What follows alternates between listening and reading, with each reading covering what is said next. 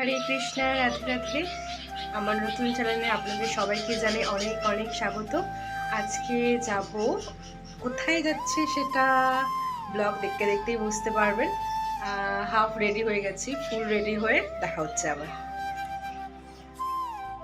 দেখো একদম রেডি হয়ে গেছি, ভাস্তাকেও আমাদের সাথে নিয়ে নিয়ে ওকে স্কুলের সামনে নামিয়ে দেবো। আমরা যাচ্ছি আমাদের মামা বাড়ি, আমার মামা বাড়ি আর ওর মামা শ্বশুরের বাড়ি। বিয়ের পর ফার্স্ট আমরা মামা বাড়ি যাচ্ছি। অনেকদিন ধরে মামারা বলে আয় আয় ঘুরে যা। এই যে তারপর এই মিষ্টির দোকান থেকে মিষ্টি নিল। এই যে আমি আর আমার হাজব্যান্ড।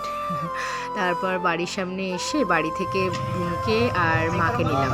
বুনু, মা, আমি আর আমার হাজব্যান্ড, এই চারজন মিলেই আমরা যাচ্ছি। দেখো কথা বলতে বলতে তিস্তা নদীটাও পার করলাম, তিস্তা ব্রিজ। জানো তো আমার হচ্ছে 7টা মামা, একটা মাসি, মানে এতগুলো বাড়িতে আমাদের ঘুরতে হবে, খাওয়া দাওয়া করতে হবে, থাকতে হবে। তো আমরা ভেবেছি 4 দিনের মতো থাকবো, তারপরে বাড়ি ব্যাক করব। না হলে তো হবে না, এতগুলো বাড়িতে আর প্রথমবার যাচ্ছি, জামাই যাচ্ছে, তো খাওয়া দাওয়া তো একটু হবেই, সবাই করবেই। দেখো কথা বলতে বলতে গ্রামের ভেতরে ঢুকে গেলাম। সত্যি আমার গ্রাম খুব ভালো লাগে।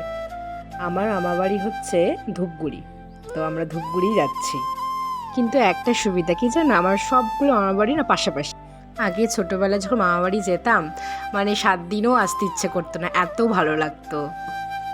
শেষমেশ আমরা আমাদের গন্তব্যস্থলে পৌঁছে যাই। দেখো আমাদের সবার অবস্থা এরকম হয়ে গেছিলো। এই লং জার্নিগুলো না এমনই হয়। আজ এই পর্যন্তই, টাটা।